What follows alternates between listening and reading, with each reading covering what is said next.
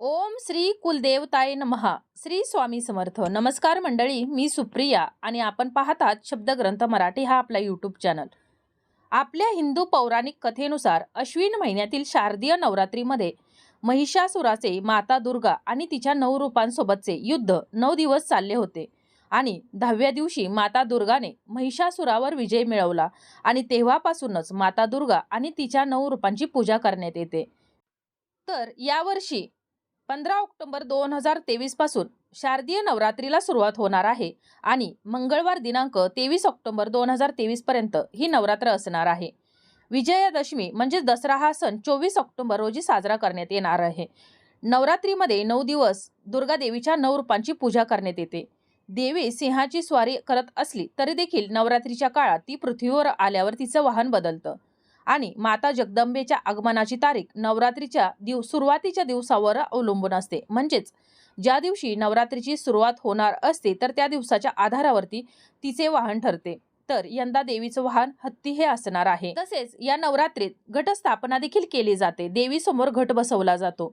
तर आपल्या आजच्या या व्हिडिओमध्ये आज आपण नवरात्रीत घटस्थापनेसाठी आपल्याला काही वस्तू आणायच्या आहेत, ज्या वस्तू आणल्यानं आपल्या घरात भरभराट होणार आहे, सुख समृद्धी येणार आहे आणि अखंड लक्ष्मी प्राप्ती आपल्याला होणार आहे. तर त्याच्याविषयीचीच अगदी महत्त्वपूर्ण माहिती आपण अगदी थोडक्यात जाणून घेणार आहोत. तर व्हिडिओ शेवटपर्यंत पहा, जेणेकरून महत्त्वपूर्ण माहिती तुमच्यापर्यंत पोहोचेल. तसेच व्हिडिओ पाहत असताना व्हिडिओला लाईक करायला विसरू नका आणि चॅनलवर जे नवीन आहेत त्यांनी चॅनलला सबस्क्राईब करा, जेणेकरून आपले येणारे नवनवीन माहितीमय आणि भक्तिमय व्हिडिओ तुमच्यापर्यंत पोहोचत राहतील. तर चला माहिती जाणून घेऊया. नवरात्रीच्या 9 दिवसात दुर्गा देवींच्या 9 रूपांची पूजा करण्यात येते. त्यांची पूजा केल्यानं घरात सुख आणि समृद्धी येते. सकाळ संध्याकाळ देवीची आरती मंत्र जप केल्यानं घरातील वातावरण सकारात्मक राहतं. नवरात्रीचे हे दिवस अत्यंत पवित्र मानले जातात आणि या दरम्यान अनेक प्रकारचे विधी आणि धार्मिक कार्य देखील केले जातात. तसेच घटस्थापना देखील केली जाते.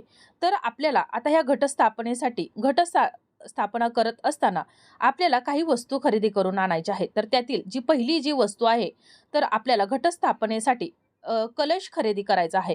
कलश हे शुभ प्रतीक मानलं जातो आणि नवरात्रीची ही सुरुवात या कलश स्थापनेने होते. अशा परिस्थितीत आपल्याला शारदीय नवरात्रीच्या वेळेला घटस्थापनेसाठी हा कलश घरी आणायचा आहे आणि हा तुमच्या क्षमतेनुसार तुम्ही मातीचा, पितळेचा, चांदीचा किंवा सोन्याचा कोणत्याही धातूचा तुम्ही हा कलश आणू शकता.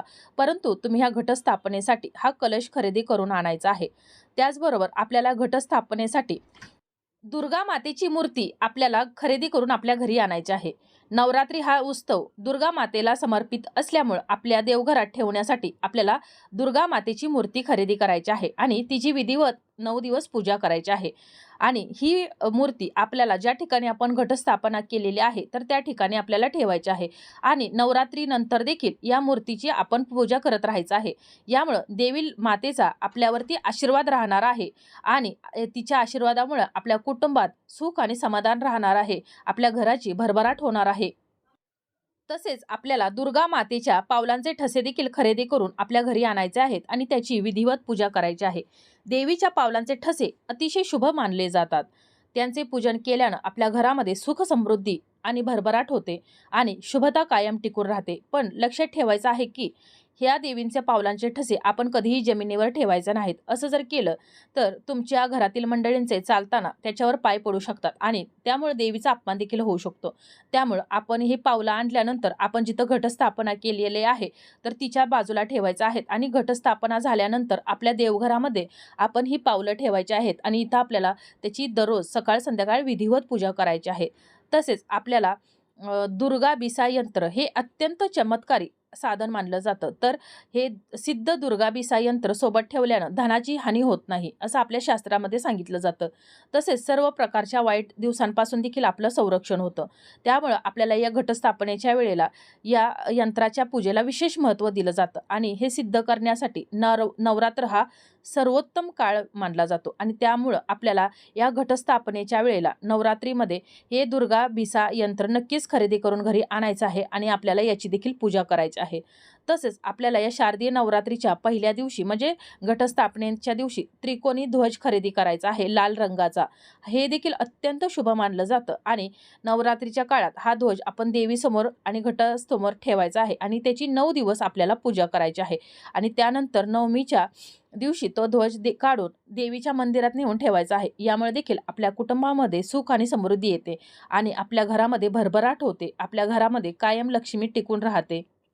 तसेच आपल्याला या सर्व वस्तू खरेदी करत असतानाच अजून एक अतिशय महत्त्वाची वस्तू खरेदी करून आपल्या घरी आणायची आहे आणि घटस्थापनेच्या वेळेला या वस्तूची देखील आपल्याला पूजा करायची आहे. तर ती म्हणजेच आपल्याला हत्ती, गजलक्ष्मी खरेदी करून आपल्याला घरी आणायचे आहे. तर आपल्याला सर्वांनाच माहीत आहे की यंदा देवी ही हत्तीवरून स्वार होऊन आलेली आहे आणि याला शुभ संकेत मानला जातो. दुर्गा माता हत्तीवरून आली म्हणजेच येणारं वर्ष हे सुख समृद्धीने भरलेलं असेल असं म्हटलं जातं आणि त्यामुळं घरात सुख शांती समाधान राहावं असं जर वाटत असेल, लक्ष्मी माता आपल्यावर प्रसन्न जर राहावी असं वाटत जर असेल, तर आपल्याला या नवरात्रीमध्ये हत्ती हा खरेदी करून आपल्या घरी आणायचा आहे आणि घटस्थापनेमध्ये याची आपल्याला पूजा करायची आहे. तसेच आपण ही हत्तीची मूर्ती खरेदी करत असताना या मूर्तीची सोंड ही वरच्या बाजूला असावी अशा प्रकारची आपल्याला मूर्ती खरेदी करायची आहे आणि ही मूर्ती खरेदी करून आणल्यानंतर आपण ज्या ठिकाणी देवीची प्रतिमा किंवा देवीची मूर्ती ज्या ठिकाणी ठेवलेली आहे तर तिच्या बाजूला आपल्याला ही गजलक्ष्मीची मूर्ती ठेवायची आहे. तसेच हत्तीला बुद्धी, ज्ञान आणि समृद्धीचं प्रतीक मानण्यात येतं.